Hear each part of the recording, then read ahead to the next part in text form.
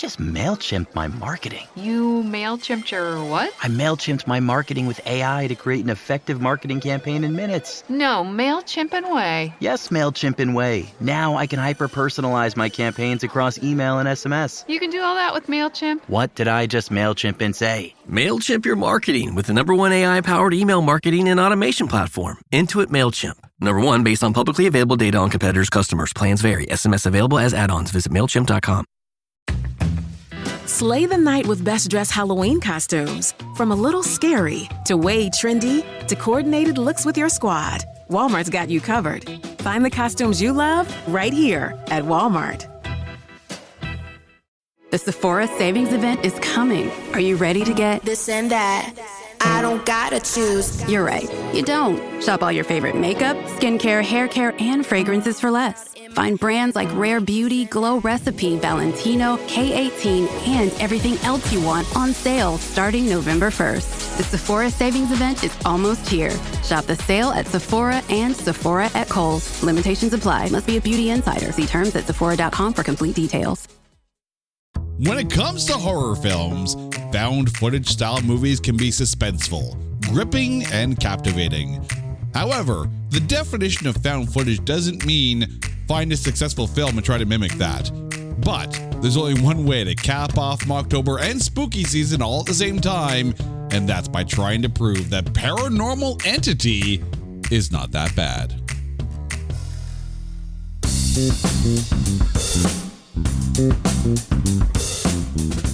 Welcome one and all to It's Not That Bad, the podcast that looks for A grades in B movies and a proud member of the Pantheon Podcast Network. And we have finally arrived at the penultimate episode of our Mocktober celebration. Right on time for spooky season, we're talking Paranormal Entity, not Activity, Paranormal Entity. We're doing the Mockbusters. And here to join me down this road to delight all of our listeners in London, England, and around the world, Carson Elcombe is back. Carson, welcome back to the show, man. How you doing? Living the dream. Absolutely. I wouldn't say excited to go into this because I know we were watching it at a similar time yesterday and we had some thoughts, but man, it's great to be back. It's great to see you. It's great to re-engage and dive into saving the best for last of Mocktober. So you knew what you were signing up when I mentioned Mocktober, and you knew that these films weren't exactly theater worthy at times. But when I pitched the idea of doing Paranormal Entity, your initial thoughts? So instantly I thought it was a spoof at first. I know like a mockbuster and a spoof are obviously like two very different things. Mm-hmm. But the moment I saw it, and I also saw the list you sent to me. So when you first sent it to me, I was like, oh boy, which one is he going to want me for? And then that was the first thought. But once like we settled on this one, I was actually like really open to it mentally, being like, okay, I'm not like super inclined in the mockbuster genre. I don't know if a whole lot of people are. I'm sure there's some people that just get a kick out of them, but I was interested. And as someone that, I'm going to preface this now, has never seen Paranormal Activity, but knew like the premise and the general kind of plot points, I was just interested to see the differentiation between the two. Like I've only seen clips here and there of Paranormal Activity. So like having that as, I'll say, like the main point, and then trying to kind of dissect the objectiveness of Paranormal Entity was something that I was like, all right, we're going to just sit back. We're going to crack one and we're going to see what Jason has to torture me with this week. I love to say that you had to crack one in because most of these movies you're not doing sober. So it's just one of those things. No. But the thing is, I mean, found footage is definitely a genre unto itself. So, I mean, no, you haven't watched really any of the Paranormal Activity films, but are you familiar with the found footage genre?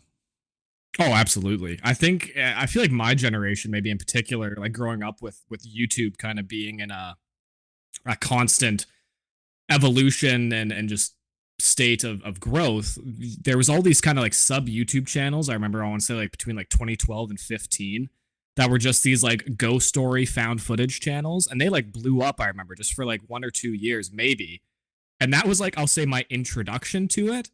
but I've never really been one to watch, I would say, theatrical, not even theatrical, just released movies of that style. I mean, obviously, when you think found footage, one of the first movies that's going to come to mind, of course, is the Blair Witch Project, which is fantastic. And it really kind of helped thrust that genre into the mainstream. I still think Cloverfield is one of the best found footage films out there. But in this case, I mean, yes, we're talking about a mockbuster because it came out really to jump on the Paranormal Activity hype, but it's still kind of true-ish to the genre itself. 100%. Like even watching it and knowing what I've seen minorly from bits and pieces of everything, like there wasn't a point where I'm like, this isn't what I signed up for. And there's never a point where I'm just like, not, maybe uninterested isn't the right word, but just very much not on board for what I was watching. I feel like when you're watching this style of film, like you almost have to look at it in a different lens of movie entirely. Like you can't compare this to, say, like, I'm just trying to think of a random horror movie of that time. Like I'm just gonna use Get Out as an example, like randomly. Like you can't compare either of those movies regardless of the fact they're in the horror thriller genre, right? Right. So I think it's just one of those things where you have to kind of close your surroundings, where people usually say like open your eyes and to like different experiences and things. I feel like this is almost the opposite, where you got to like shrink for, and this is all I'm here for. All right. Well, before we get into Paranormal Entity, it is time to take the final mockbuster of Mocktober and trailerize it. Are you sick and tired of watching YouTubers run around a house with cameras, screaming at the top of their lungs and pretending that what they're doing resembles art? Well, strap in, because now you're going to watch 90 minutes of it with barely any lighting, or it's all in night vision. The Asylum strikes again with Paranormal Entity.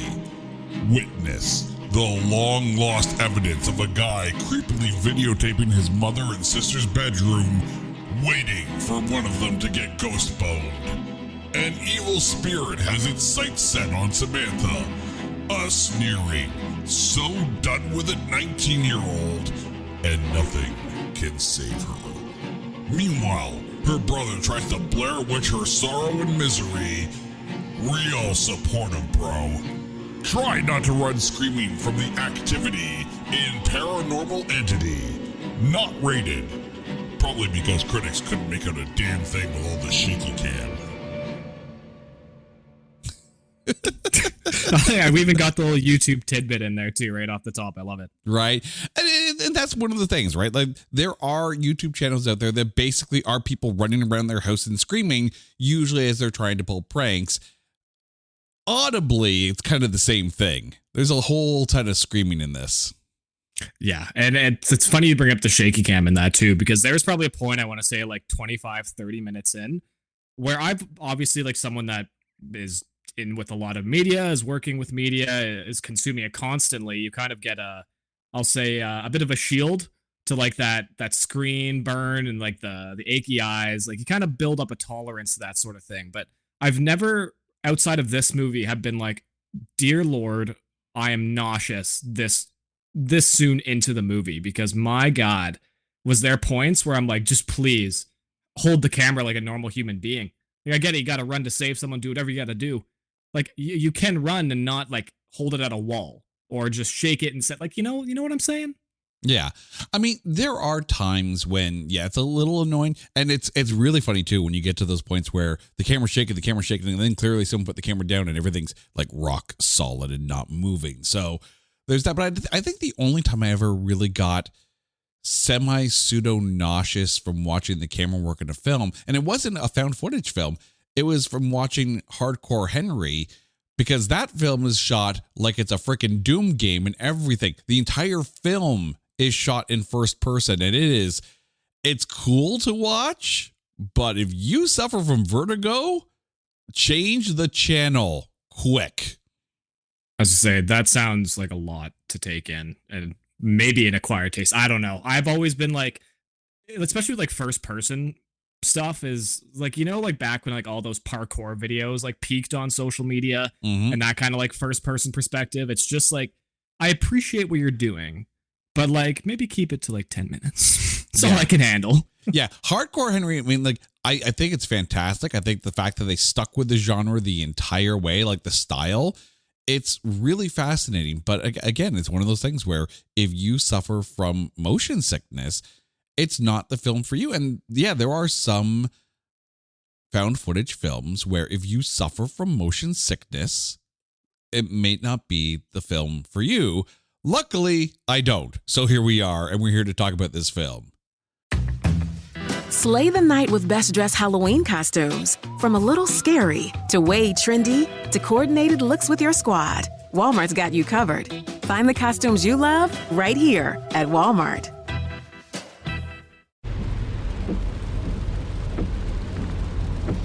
This is the sound of your ride home with Dad after he caught you vaping.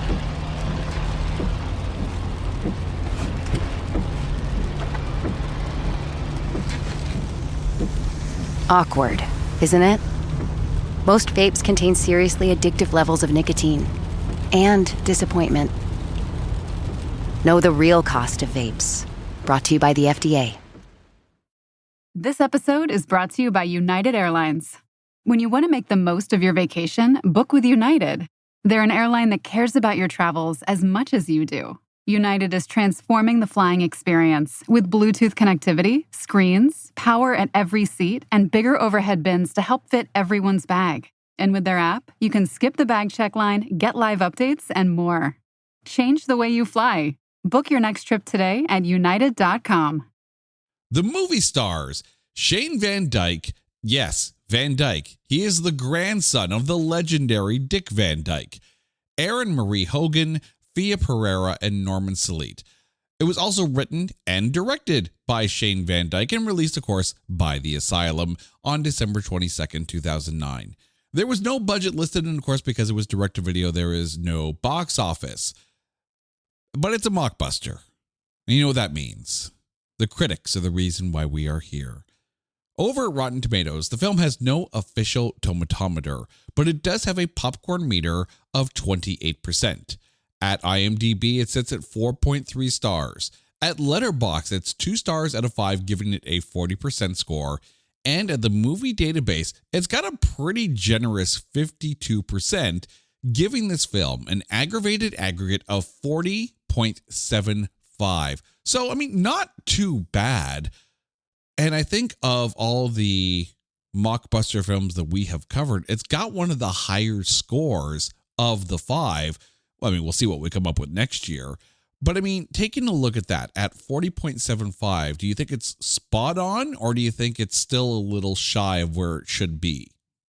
So it kind of goes back to the previous conversation we had when I was mentioning like how you kind of have to shrink your box to watch these kind of movies, where it's like, do you critique and review this on a scale of a horror movie, or do you critique and review this on the scale of a found footage movie? And I feel like maybe like the 28% I think of, and I'm like, yeah, it wasn't amazing, but I'm also like, what was really so bad about it to where it got 28%? Like, I wouldn't say anything is over the top good, but I'm also like, that seems low. So I feel like even like the 50%-ish one that you mentioned too is like, that's fair to me, because it's not Blair Witch, it's not even Paranormal Activity, which obviously you can't expect, but it's also like, I have honestly seen worse movies. Mm-hmm. Oh, absolutely. I've seen way worse movies.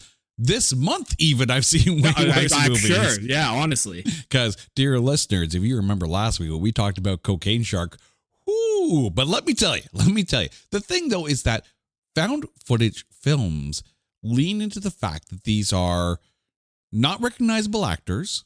It's meant to feel almost like a documentary. So it was almost meant to feel like some, for lack of a better term, true crime podcast that they've stumbled upon this footage. And I think when you think about what this film is doing and what it's emulating, the production value of it and the cast in it, it kind of actually fits the genre. I mean, yes, Is it a minimalist film? Yes, it is. Absolutely. And one of the most minimalist films that the Asylum has kind of put out. But I think in this situation, it works. No, I absolutely can get behind you on that one, because there's movies even for this show that I've had to watch where I got maybe halfway through and was like, this is going to be a tough like hour after this. This one, I was never sitting there being like, can this end? I was just like, it kept me wanting more. And it really just kept kind of feeding me the the littlest amount to not keep me invested, but to keep me entertained. Mm-hmm. And it's not necessarily a bad thing, because you can really play into that angst and not inherently that fear for me personally, but that anxiety, and still do it well with maybe showing and not telling. But I just kept feeling like I was watching an old YouTube found footage video, and it just at times wasn't moving fast enough. Like, I think at some point in this movie, I even wrote it down that he's going around and doing all the putting the strings and the bells up and making sure all the doors are locked. And I was like, this is like 5 minutes of my time. And it was like, I feel like we were out there for like 3 minutes of him just wandering and filming a black yard that you can't see anything of. And he goes back in, checks the locks, which is like fine. But at that point, I don't need to see 5 minutes of that. Like, what could you have turned that into? So it's almost like the substance of the movie is there throughout, but it's just the decisions to get to the end point could have really been refined. Yeah, I think, and I'll get to this right now before we get into the actual cast. The concept of shooting a found footage film is to create suspense. And you do that by not rushing things. You do that by giving things the space to breathe. So even scenes where someone is hiding behind a door and breathing really heavily for like 2 minutes as they try to catch their breath and they're scared to touch the doorknob, it actually is designed to make you also heightened as far as the adrenaline goes. So I think, and I need to say this right off the bat because I don't want to bury the lead here, I think this is actually a good found footage film in and of itself, aside from the fact that they had to call it Paranormal Entity. No, honestly, I thought the exact same thing. That if you just changed the name of this movie, you could, obviously you don't want to judge anything by the cover, but when you're shamelessly milking off of another property, you almost do a disservice to yourself. And I'm like, this was a fine found footage movie. Just don't ride the coattails of one that came out 3 years earlier. Or even, I can't remember what Paranormal Activity came out, but you know what I mean? Like, I agree. I think the other thing too is that, it's being released through the Asylum. So there's already, like you said, you have to shrink the box kind of thing when you tackle these films. But had the Asylum put this out as just some different named, the House of Finley or whatever you want to call it there, if they put it out there with its own name and own identity, I don't think it would get the viewership that it gets by being a mockbuster and literally by riding those coattails. I think in doing so in this case, and yes, they are borrowing heavily from the Paranormal Activity films, and I appreciate that. But I think in that case, you kind of have to do that in order to be able to get this in front of eyes, because that's what sparked the interest, because the Asylum has made a career and literally an industry out of the mockbuster. I mean, you think about some of the films that they've put out, right? Transmorphers really doesn't have much to do with Transformers. But the minute you put it out there, it's like, oh, okay, well, now I'm going to watch it because I like Transformers and I want to have a good laugh. But it's still not a bad film. Abraham Lincoln versus Zombies, I mean, that was actually quite enjoyable. American Warships, yeah, okay, it jumped on the battleship trend and that's fine. But I think the other thing too is that it's actually a decent film. And here, it gets it in front of eyeballs. And yes, it anchors it to the Paranormal Activity franchise. But you're right, I think it does stand alone, and it could have stood alone, but that would have limited the mass appeal to it. Oh, yeah. And you would have, I feel like if you were to have it stand alone, you would have had to give it not that they could have, but they would have had to give it a theatrical release just to get those eyes. Mhm. But one thing I wonder too that you brought up is this being Shane Van Dyke. How come they didn't try to milk that name more? And I wasn't looking at the marketing for this movie in 2009. I don't think there was any marketing, but it's like, it's one of those things where even on the cover, like, why is that not something you try to milk? And I know his filmography is tough, but it's also, I don't know. Like, I feel like there's ways you could have still had people see it without kind of baselessly, or not baselessly, but just giving it the rags of Paranormal Activity. See, I think in that case, they did the right thing because, yes, the Van Dyke name is going to get attention. Absolutely. But by putting the Van Dyke name in the marketing and in credits, because there are no opening or closing credits for this film, dear listeners. They are really trying to portray this as a found footage documentary. And by putting actor names in there, you eliminate the pseudo realism that they're trying to go for. So I see why they didn't do it, especially because even though he's the one kind of running the show, he's not really the star of the film. So you would, at that point, you'd have to lean more, I think, on Erin Marie Hogan as opposed to Shane Van Dyke. But even still, then you eliminate the idea of it having its own rightful place in the pantheon of found footage films. Yeah, I can appreciate that for sure. I don't know. Like, it's one of those things where if this maybe made, like, this is going to sound awful too, but you know, when like the History Channel decided to just stop doing history and just start doing conspiracy theories, like this kind of gives me the vibe of like a straight to History Channel like movie in a lot of ways. And even then, I'm like, if you're trying to release it in that format, like, fair enough. Like, I can understand the justification of it. But if I'm going to Walmart and my $5, $3 bargain bin and I see this movie, like, I'm going to look at the back. Like, it's a physical copy for most people when this was released, right? So, like, you're going to see that anyway. So I'm like, I don't know. Like, I hear you. I do. And I could definitely appreciate it. But I'm still like, I don't know. I just feel like if you maybe even were just a little more creative in it. And obviously, at the end of the day, it did what it did. And they made the choices they made. But I just feel like there's more to be had. Mm-hmm. I love the fact that you just turned the History Channel into something that sounds like a Russell Brand YouTube channel. Okay, well, in all seriousness, I have been watching Prime lately, and with Prime with ads now, for some reason, I just keep getting Stack TV ads, and all of them are some random history conspiracy with Dennis Quaid hosting. So don't blame me. This is in my head. It's all Dennis Quaid's fault. Damn right. Him and Lawrence Fishburne apparently are now. Hey, we can't talk about Lawrence Fishburne. Lawrence Fishburne is the man. Hey, no, I agree. But man, oh man, I don't know what it takes to end up on a history conspiracy show. But anyway, tangent. Yeah, don't be dragging Morpheus down with the History Channel. No, damn right. Yeah. All right, let's get into the meat of this film here. We're going to start, of course, with Shane Van Dyke, who played Thomas Finley. He is also the director and writer of the film. Your thoughts on him? More, I think, as the voice behind the camera. Yeah, it's so tough because when it gives you such, how do I explain this well? When you start the movie and you first see him with the video camera and the way he's shooting everything, instantly I'm just like on the vibe of like, this man is a predator. which was like how the movie opens. It's like it's trying to make you like, hey, he got arrested for this stuff. He allegedly didn't do it because they found this footage, but like, this is the footage.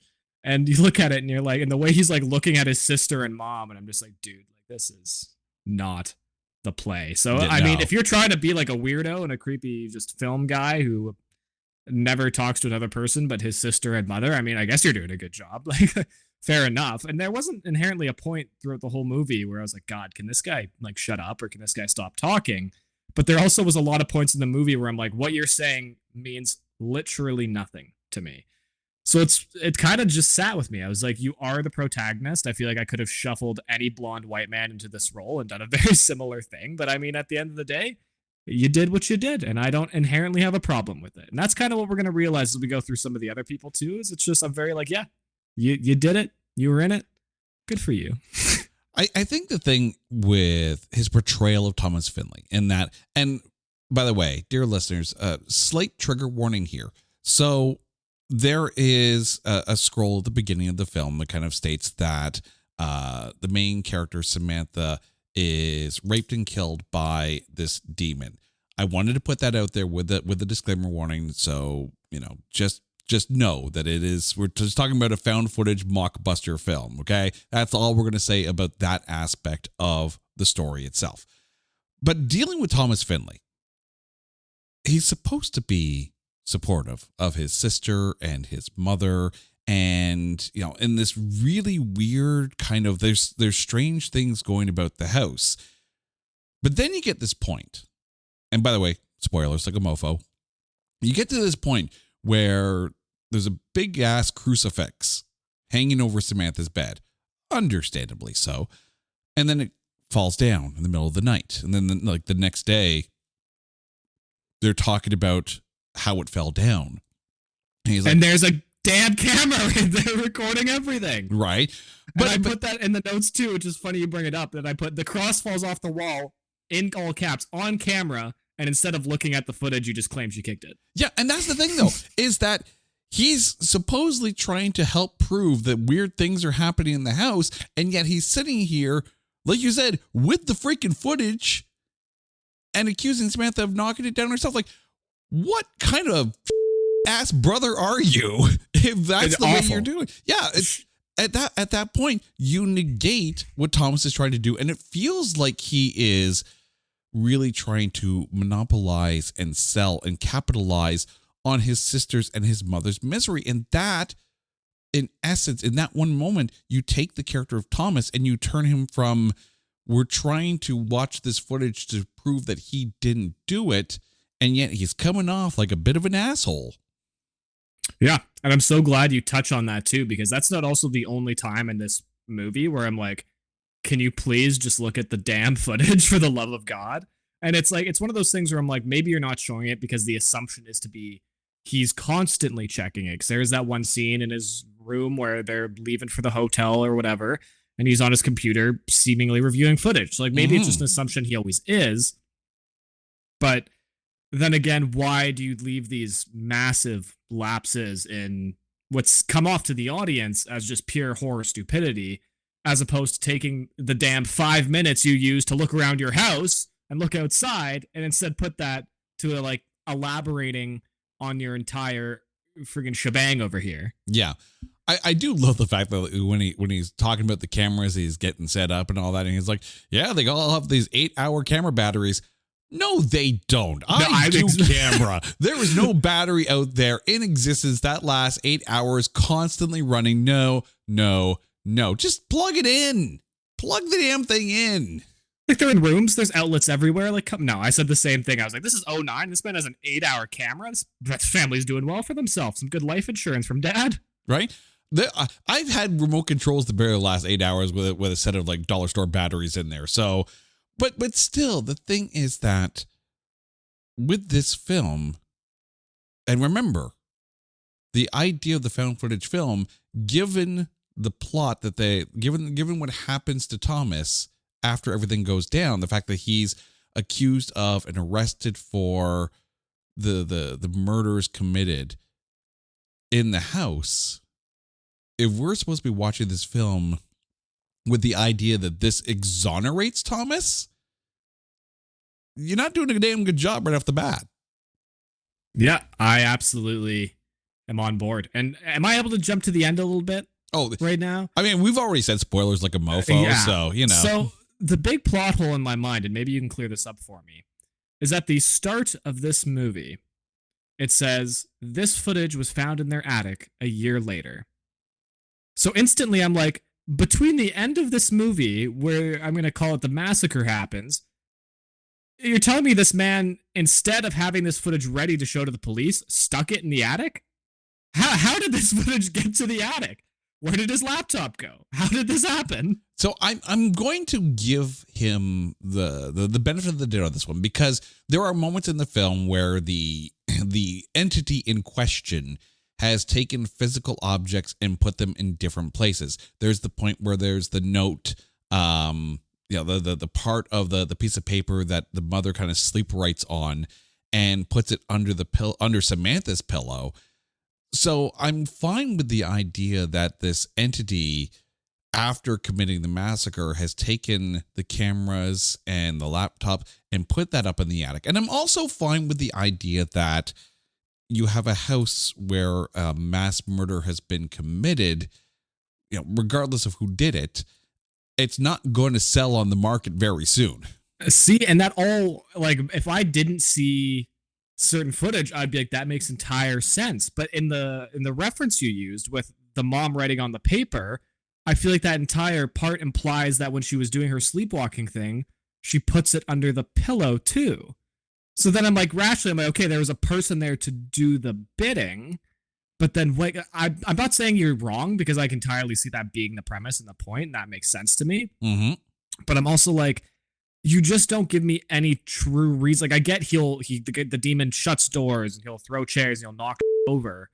But besides the paper, like, do you recall anything in this movie explicitly being taken to a different location? Like, you see him bump the table and the TV turns on, all that.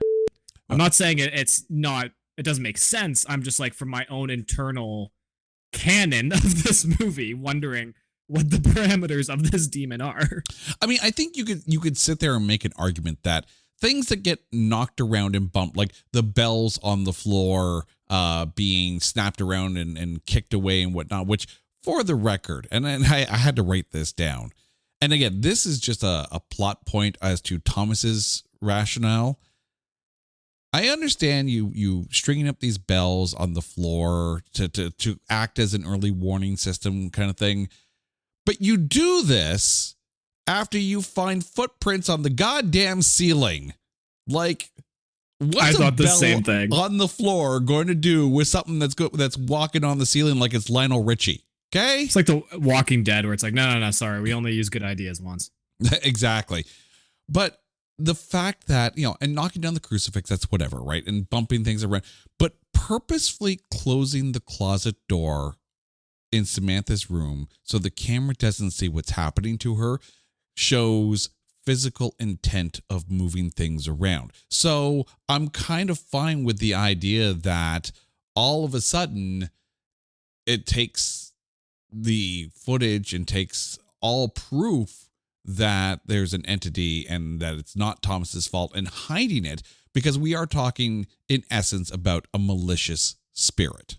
So, like, that rationalizes it for me, where I'm like, I guess, yeah, like, if he's moving stuff around to an extent of, like, he's closing doors, I guess he's hucking chairs, sliding them, whatever it may be, I can rationalize it. I feel like I just want more from it. Mm-hmm. And just to pedal back to the whole writing scene with the mother when she's allegedly sleepwalking or possessed, who the hell knows at this point, on the table. I'm pretty sure my girlfriend got sick of watching this beside me, because the entire movie was just me ripping on how dusty their table was. And every time I'm like, this man is now cleaning the footprints off the ceiling. Physical evidence of footprints on a ceiling, but no, he's going to leave the marker in the dirty ass table for 28 days. Like, come on, man, clean your house. Well, clearly we know that it's a malicious spirit because it uses permanent marker instead of dry board or whiteboard marker. It's a glass table. You got to be able to scrub that out somehow. Right? Get that. I mean, I've never written on one with a Sharpie, but come on. I feel like, I feel like you got time. Right now, every waitress working in a restaurant where the kid's like not drawing on the paper, but on the table with the crayon is having PTSD at this point. Oh, legit. They're all, yeah. Let's get out the friggin' Lysol. Come on. Now, I'll admit, I didn't look up to see if Marin is actually some Germanic term for a demon or whatever. I'm just watching, like, what the hell did Mark Maron do to end up in this film as the cause of everything that is wrong? And it's great you bring it up too, because that was one of the things I'm like, this was really just never paid off, was it? No. Thomas calls the realtor, the previous owner, whoever it was, and was like, hey, did anyone die here? Gets no information. And, like, just throughout the movie, I'm gonna jump to this too. You know the doctor that comes in at the end, Dr. Edgar Lauren. Yes. I'm so lost. Is this man a physician? Is he a doctor of the paranormal? I have no idea, but this man knows things. You stole my notes. Like, see, and I'm like, I have no idea. Like, there's just so many points in the movie where I'm like, there's enough just random footage of nothing that you could have got more into this, and that's where my main gripe of the entire movie comes in, is that if you just allocated your time better, you could have had actually like a decent, not even, it's a decent movie as it is, but like a solid found footage movie. Yeah. But there's all these little holes where I'm just like, you had a 5-person cast. You could have made this happen in a better respect. Like, I just feel, you know, when people watch movies and they get all cynical and they're like, oh, God, I could have done that better. This is one situation where I'm like, come on, man. There was like 5 of you in here. I mean, you take a look at, and since you brought him up, Norman Salit, who played Dr. Edgar Lauren. And I'm kind of the same thing, where it's like, he comes in and we don't really know what kind of doctor he is. Is he a psychiatrist? Is he some sort of pseudo-psychic? Does he have a YouTube channel? I don't know. But the thing is, though, his performance doesn't really lend credence to one or the other. Let's look at some horror movies, right? The Exorcist. You bring in a young priest and an old priest. So we have specialists who are dealing in exorcism, and they become the solutions to the problem, or at least part of the problem. Nightmare on Elm Street 3, Dream Warriors, which is one of the best Nightmare on Elm Street films that ever nightmared on Elm Street. You have the doctor that's in there because all the kids are in this psych ward. So all of a sudden you have that expert who's trying to help them. Meanwhile, Freddy Krueger's trying to kill them. Dr. Edgar Lauren could have been that character, that touch point, because at this point, all you have is Thomas filming his mom and his sister. Everyone thinks they're crazy. And Dr. Edgar Lauren is away on vacation and doesn't show up till like the last 10 minutes of the film. See, and that's also what I think too, is I'm like, they have this whole battle of not getting a hold of this man. But then I'm also like, I'm glad you clarified it for me, because I couldn't remember if this was the same doctor they were talking to on the phone all those times. But I'm like, this woman, the mom, usually like asks him over the phone if, hey, can you like prescribe something? Which makes me think this man is a medical physician, which then again makes me think, what do you have to do with the occult? Like, I need my boy Ray Stantz from Ghostbusters to show up from his little bookshop and take a look at this place. I need a shaman of some sort to do some cleansing. Like, I feel like there's like 8 steps during this doctor's time on vacation I would have taken already. I really wish, I swear to God, I think you hacked my notes, because the last sentence I have here written for Dr. Edgar Lauren is, if he's going to be some upper class shaman, bring out freaking Tobin's spirit guide and go all the way. Exactly. Same page, same wavelength. But that's the thing. I wish they had brought the doctor in more, because then it would have shown that they are, that would have given reason for Thomas to be filming things, because if he's doing it to give Dr. Lauren the proof that, because at this point he's like, it's like telehealth, right? Except for it's tele-exorcism at this point. Make Dr. Lauren the reason why Thomas is filming. So then you've got Samantha and then the mother, reluctantly doing it, but knowing that it's actually for a good cause. So all the dirty looks at this point, again, still makes Thomas feel like he's capitalizing and monopolizing and really using his family to cash in on this weird crap that's going on around the house. It's funny too, because throughout, I would say 3/4 of the movie, you can like rationalize the entire sister storyline of being like, this is just a sleep paralysis demon. Like this is, she just needs some like sleep study work. And then like it kind of evolves. And as you before, essentially everything before the very end, you can justify as like a Scream scenario where you got Thomas here being the main guy, but then you also have a second Ghostface where like this could easily just be another person in this house. And this brings me to another note that I put down, and it's the scene right after the demon runs on the ceiling and they kind of follow the footsteps and then the door slams. And I paused this 2 or 3 times to see, and I'm like 99% sure you can see a person standing there. Like, I'm sure it was a mistake at the end of the day and it wasn't intentional, but I stopped this a few times and went back, and you can clearly see a human's hand there. So I'm like, I don't know, maybe this is just some elaborate psychopath. Possibly. And I think I'm glad you brought this up. Before we get into our other actors here, I think this needs to be brought up, is that the reason why Paranormal Activity works is because the on-screen happenings that happen look so realistic, despite the fact that it's shot on like night vision camera for the most part.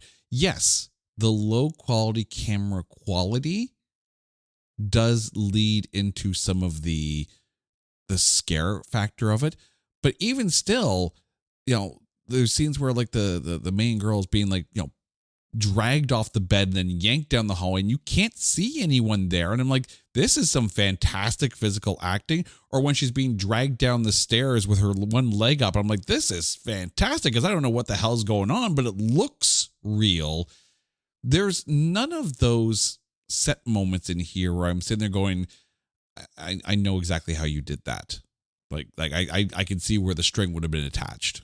Yeah, exactly. And that's my premise too, where I'm like, I can't tell if this is actually meant to like tell an extra story here. And we were like, for instance, in that doorway scene meant to like actually see something, or if it was just like, crap, we can't get the darkness in there right enough, which I think you could have regardless.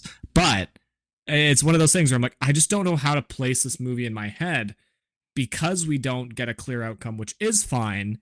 But then you have to have the substance throughout the movie to justify not having that clear outcome. Mm-hmm. Erin Marie Hogan, who played Samantha Finley, the victim of the Marin demon. I don't know what Mark Maron still has to do with it, but still, your thoughts on her? Best actor in this movie, to be quite honest with you, in my mind. Not only was that like, yeah, this is an angsty late teen, early adult sister. Fits in well off the start. I'm like, she clearly is having some issues, and there was never a point where I was like not on board with what she was doing, which is honestly kind of like the shining light of this movie, because if you put maybe a different actress in here, I feel like you very much have a different result, because there's so little substance that we talked about that you need to have the character and the actor propping it up. So she was actually, in my opinion, the entire circle of this movie. Like, without her in it, in my mind, you would have had, and not to say it could have been better, could have been worse, but you would have just had a different movie. So I was quite happy with her portrayal, quite honestly. I mean, I could see why they picked her, because she does have a little bit of a resemblance to Katie Featherston, who was in Paranormal Activity in 2007. But I think and you're right, she probably is the best actor in the movie. And a lot of it weighs on her shoulders because she is the central focus of the malicious spirit. Yeah, like she's the plot point at the end of the day. Exactly.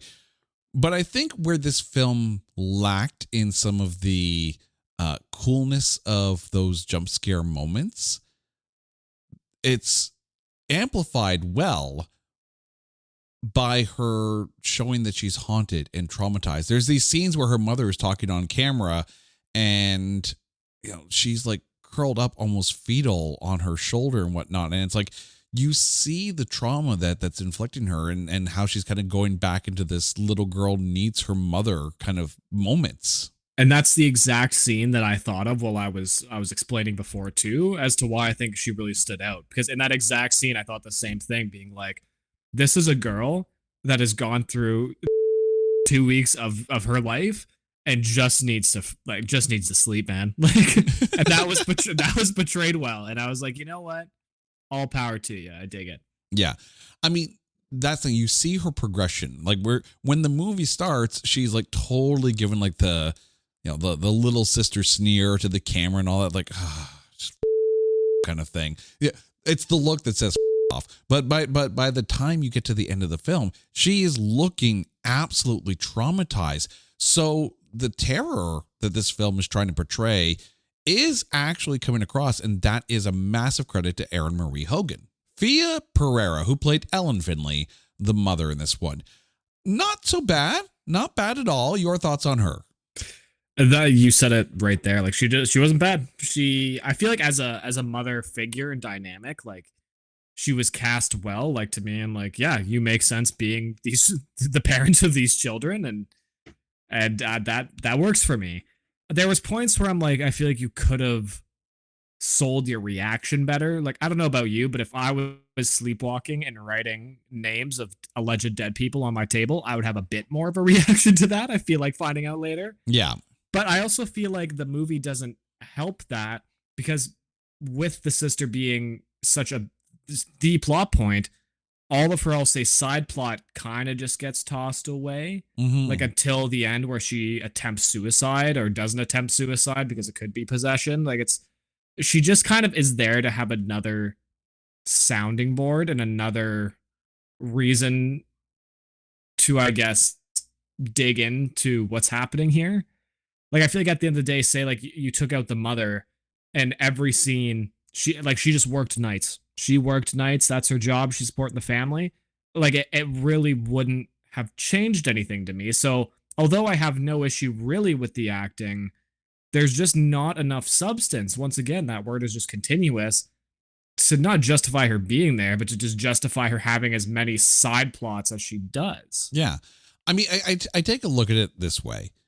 If Samantha is supposed to be the intended target or the focal point of this demon and the mother's kind of getting in the way, then that scene where the mother, is possessed to get the knife and slit her own wrists, like that should have been after at some point where she says like, no, I'm taking Samantha and we're getting out of here and we're getting away from this. Because if the idea of leaving the house is only going to antagonize the spirit, make it so that the spirit is angry that the mother is trying to take Samantha away and then do that scene. Brilliant. Absolute cinema. Hire Jason.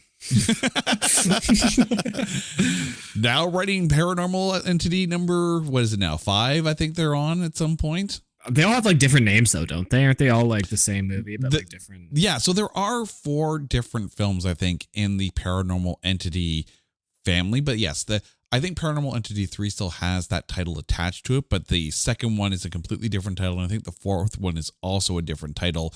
But they are still all released by the Asylum. I think something else that just bothers me about the movie, and it comes back to like, I just feel like you could have allocated the time better, is we wait for this doctor to explain so much of what is believed to be going on here that I'm like, this is still taking place between 05 and 09. The guy has a smartphone. Like, we see that when it rings, which, by the way, that was a goddamn landline ring. That was not an iPhone 3, just to clarify. Right. Although, and since you mentioned that, I had to put out this note here. Like, this is like nitpicking, okay? So he's in a different room and we hear this phone ring. And I'm okay with him, like uploading some rando landline phone ring to be his phone ring. But as he's moving from room to room and getting close to the phone, the volume of the ring doesn't change at all. Doesn't change. Exactly. Bad sound editor. But go on. Honestly, no. But it's like, so my long story short, the internet exists. I feel like Thomas's character could have been fleshed out more by just being like, hey, we have this demon. At the end of the day, I'm not calling a single friend or other person to deal with this until our family physician gets back from his vacation, because somehow he's going to do something about this. And instead, we're just going to assume everything. I'm not going to look up a single article. I'm not going to go to a library and check this. Like, I am simply going to bank on my ability to figure out a paranormal situation that has gone over the heads of scientists and the entire Earth for the last 2,000 years. See, and there's the thing too. Had Thomas been on the internet and researching this kind of stuff, and that's how they found the doctor, because he does have some kind of YouTube channel or website or something I'm like here. that. You got me. I'm here. Right? Don't be calling your pediatrician when there's a demon trying to kill you. Cause it's like a walk-in doctor from like the Walmart walk-in clinic, and they're just like, sorry, I've been on vacation. Penicillin ain't clearing that up, okay? It ain't gonna happen. All right. One of the things that really kind of stands out from between Paranormal Activity and this one is I find the lack of really good jump scares. There's a lot of screaming in this film, don't get me wrong, and there's a lot of suspense built. But with Paranormal Activity, you have these really elaborate jump scares that happen. Like there's the one scene where the main character is sitting in the kitchen just doing, and then every door opens and it's all on the wide shot and it is so like bang, it catches you right off guard. We didn't really have a lot of those not obvious jump scares. Yeah, like when it was bound to happen, it happened, right? And that Yeah. was part of my thing, whereas I'm like, okay, they're following the footprints to this room. Something's gonna move, something's gonna like whatever, right? Like it's going to happen. So there's like never a point where like, hey, Thomas is putting up these bells for 8 minutes straight. Maybe while he's putting one up, you already hear a bell. Yeah. Because no, like it's just those things where I'm like, once again, it's layering. You got to layer everything properly, and I feel like maybe you got some filmography here and maybe some audio here, and then you got actors rather than having small details in between separate and connect all that. You just simply do. Yeah. And that's such and obviously this is a very low budget straight to DVD release, but you can arguably put that into the overarching medium that is cinema right now. Of just because you can do it doesn't mean you don't also have to try, right? Like you still have to layer, you still have to adapt, you still have to grow a story besides just shooting and filming. Yeah. I mean, there are some moments where just playing on timing, pacing, and lack of lighting to add effectiveness to it, there's scenes where that works. The scene where Samantha is kind of found in the attic, just standing there and like really in a daze, like that's cool because he gets up there and he doesn't find her right away, and it's panning around and there's a lot of the heavy breathing, and it allows the moment to breathe and allows you to get even more anxious because you're waiting for something to happen, and then she's there and all of a sudden it's like, oh, you know, and it's more creepy than it is a jump scare. And I think it leans into that part well. But the idea of the found footage film is to be jump scare, at least with Paranormal Activity. With Blair Witch Project, it was more atmospheric and it was more very, you weren't quite sure because found footage horror films at the time weren't as big as they are today. Blair Witch set the tone. Paranormal Activity ran after the Blair Witch walked. Yeah, and like the attic scene is something too that I actually enjoyed. And then I like looked around the attic and I was like, I wonder where this camera was placed when they found the footage. I was like, man, there's a poor guy up here digging through insulation just trying to find this camera. And if you've ever put your hand in insulation, you got to really want to find something if you're putting hand in your insulation, because that's itchy. Who doesn't want a little cotton candy, Jason? Come on. I tell you, it better be the pink stuff, because if it's not the pink stuff, then you got the cheap on your roof there. I was just asbestos up there, just living its best life still. That's why they're seeing everything. But yeah, no, it's one of those things where clearly they were going for atmospheric as opposed to jump scare, because you don't have the budget for those elaborate jump scares. Which is fine. Just to preface before you say this, which is fine. You can make it and make it well. Yeah. But I think that's the thing. As an atmospheric found footage film, Paranormal Entity is actually pretty darn good. And a lot of that has to deal with the actors on camera as opposed to the action and the setup. But if you're looking for something to be Paranormal Activity, this isn't it, but it is definitely its own thing, and that's okay. I cannot agree more. There were like, even after I watched this movie, there's been a few movies where I'm like, Jason really just had me spend an hour and 45 minutes watching this movie. You knew what you signed up for. No, exactly, which is part of the event, part of the excitement. But this is one where I was like, you know what? That was a solid, I think it came to like $1.28 or something like that. Yep. And I was like, you know what? I didn't feel like I wasted my time. I feel like I still had questions, which depending on the movie you're watching could be a great thing afterwards. But I wasn't even underwhelmed. I simply got up from my couch and said, well, anyway, which isn't honestly a bad reaction, giving, like, especially considering how much just content is thrown at us these days. There's worse reactions to have after a movie.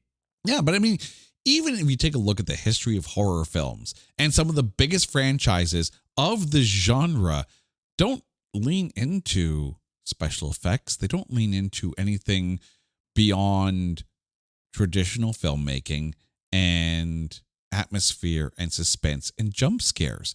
And this film, minus the jump scares, I'll admit it didn't have the jump scares I thought it was going to have, but it still leaned into everything else. Yep, I would absolutely get behind that. It's like it's hard for me because as you watch these movies and as you're sitting there taking notes, you're not nitpicking, but you're kind of just finding things that spark your curiosity in your mind, and you build it off from there. Like the goddamn dusty table, for example. But like even in those situations, it's still keeping you involved, which is a hell of a lot more than I can say about other movies. So you know what? At the end of the day, I'm not mad about watching it. Yeah, no, this is really a good way to end off our first ever Mocktober, because really at the end of the day, this podcast is all about finding good things to say about this film. And I think the film stands on its own. You're right. Give this film a different title and it's no longer a mockbuster. It's something that could have been on Shudder and people would have been like, yeah, okay, I'm into this. And that's the other thing too. By being released by the asylum, you already kind of know that your expectations are lowered. You know, we've talked about films that have over $100 million budgets, and you have the weight of expectation on these massive name casts, and you find yourself let down. Here, there's no big budget. There's no big name in the cast. There's no recognizable face in the cast. Say what you will with Shane Van Dyke, but I wouldn't be able to pick him out of a lineup. I wouldn't. And the cast delivers. The ambiance delivers. It fits in the genre well. Just because it says released by the asylum doesn't mean that it isn't a good film. All right, Carson.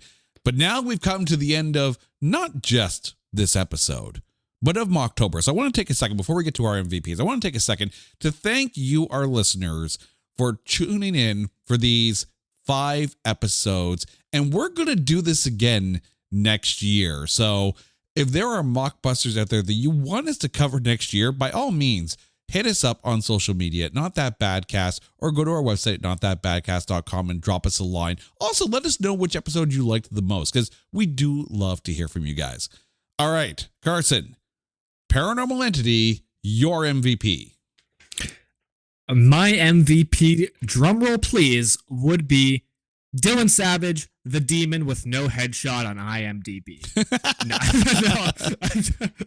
I'm totally joking. But honestly, Erin Marie Hogan is my MVP. The movie isn't the same without her, and that's all I can ask. If I feel as an actor that this movie wouldn't have been the same without you, hey, that's good enough for me. And especially when you have Shane Van Dyke, who is very vanilla to an extent, and also is it Fia Pereira or Fia Pereira? I don't know how you pronounce it. I'm assuming Fia Pereira. It's Fia Pereira. Yeah, who is also, no offense to her, a lot of times just kind of there.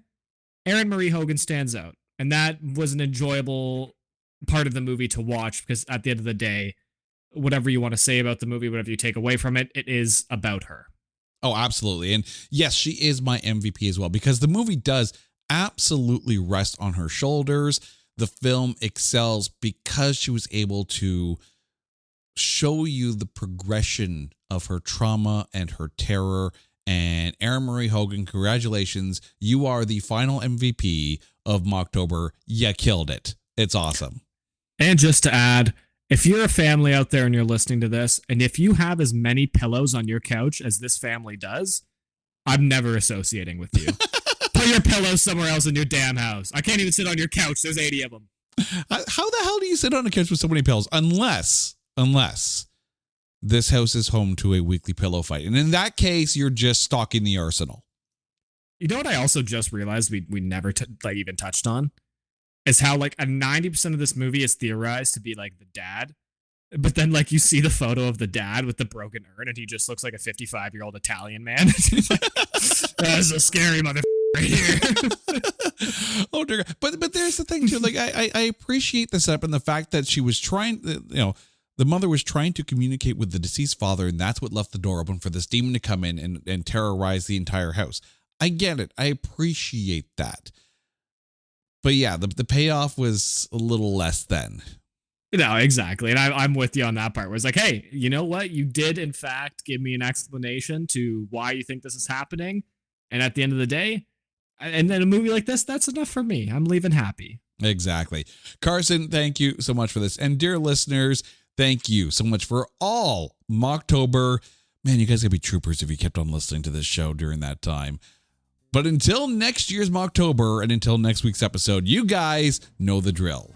If there is a movie out there that you think is unfairly maligned or is just so bad that there is no way in a house full of demons that we can find anything good to say about it, hit us up on social media at NotThatBadcast or go to our website at NotThatBadcast.com and check out all of our other shows while you're there.